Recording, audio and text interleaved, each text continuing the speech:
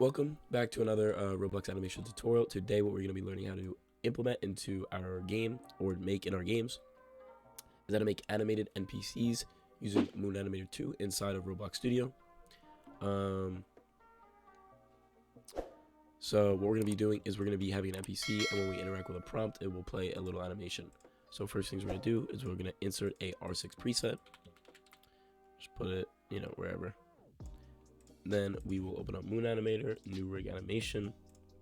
We just set some stuff, so we'll do 1. Yeah, I messed that up.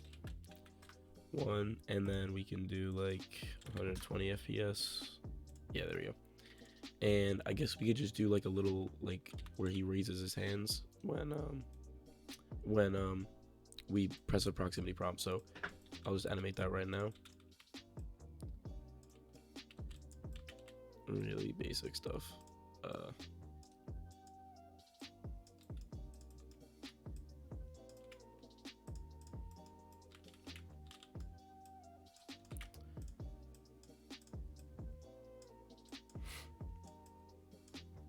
And again, you guys can make this animation however you would like. I'm just doing this as an example.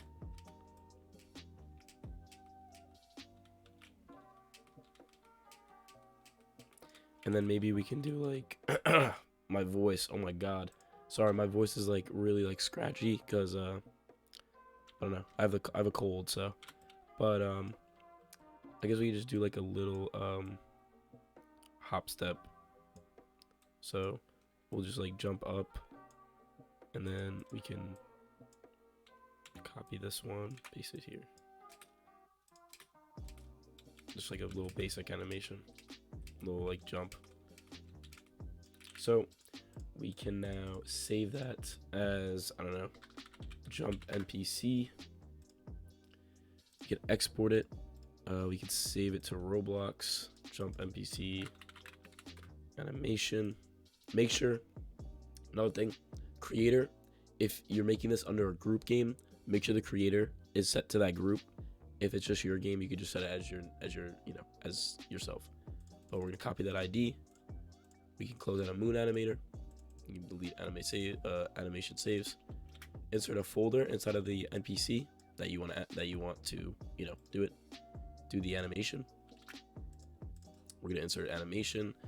This we can just name to jump. We can paste that ID in there. Then let's insert a attachment. That was my bad. Insert an attachment inside of the humanoid root part. This will be the interact attachment. So we'll name it interact attachment. You guys can, mess around with it, drag it wherever you would like. And we'll insert a proximity prompt in there. You can just name it prompt. And let's insert finally a script, normal script inside of the NPC. So we'll name this handler. So first things we're going to define is the actual NPC. So we'll say local NPC equals script.parent. Then we're going to define the humanoid. So we'll say local humanoid equals NPC colon wait for child humanoid. That. Then we can say we need that out. Let's name this like that. Let's name that, and then we'll define it in here.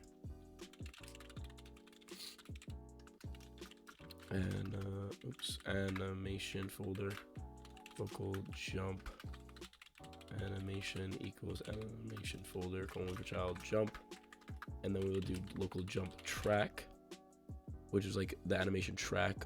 It's separate than the animation. We'll say is equal to humanoid colon load animation jump animation. So then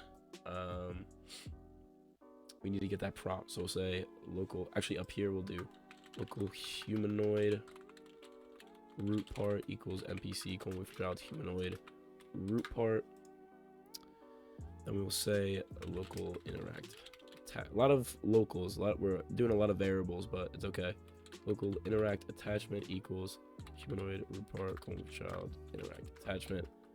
And then the final one will be local prompt equals interact attachment colon for child prompt. So now we can actually get to coding it. So say prompt dot triggered connect function.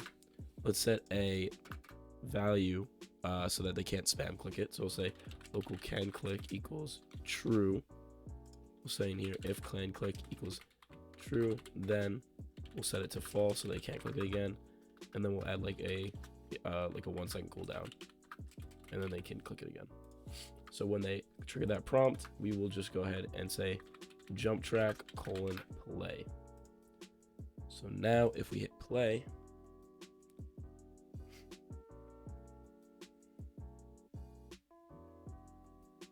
and we go over to our NPC, as you can see, and now plays our animation. Obviously there's some stuff messed up with like the actual animation, but you guys can change it and make it actually like look good. This looks like trash, but you know, just for the example. And I mean, that's really it. If you guys want to add, like, I don't know, what could you guys add to this? You guys could add like, I don't know.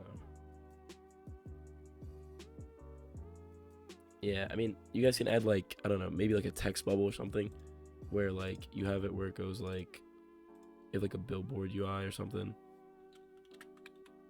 and then you text label.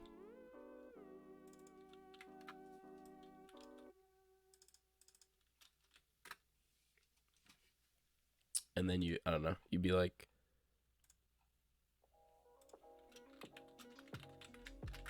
and then you can like make it enabled equals false, and then when you have it in here, you could be like npc.head.billboard UI.enabled equals true, and then you could set it to false down here or something like that. I don't know. So you guys can mess around with it. You guys can add whatever you want to it. But that's how you basically animate, you know, NPCs. You could do this the same way that you would do like, so if you guys wanted to make like a dancing NPC, you do the same thing. Just make sure your animation's looped so that it's looping in that dancing. And then instead of it having to click a prompt, you would just define all this stuff. And then instead of all this, you would just do jump track play. And then it would just play the animation because it's looped. It's a looped animation.